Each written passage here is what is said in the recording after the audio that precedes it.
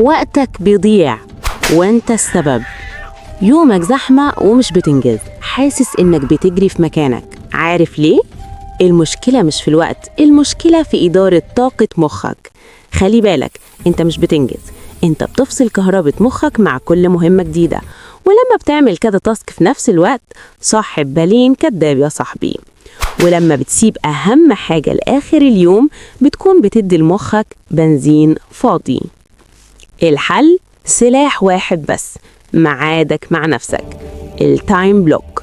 كل يوم في نفس الساعة بتحجز بلوك لأهم مهمة في يومك. الساعة دي مقدسة، ممنوع اللمس، ممنوع المقاطعة مهما حصل. هتعمل فيها أكتر تاسك مهم في يومك، وهتثبت الوقت ده كل يوم. ابدأ بنص ساعة وزود مع الوقت. لما بتعمل كده مخك بيبطل يحاربك ويبدأ يشتغل معاك، عشان عارف إن في مكافأة بعد النص ساعة دي فينجز معاك.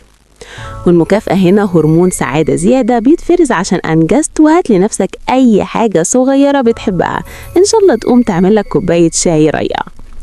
اللعبة مش إنك تشتغل أكتر، اللعبة إنك تشتغل صح. جاهز تحجز ميعادك مع نفسك؟ قولي في التعليقات إيه هي أهم ساعة في يومك.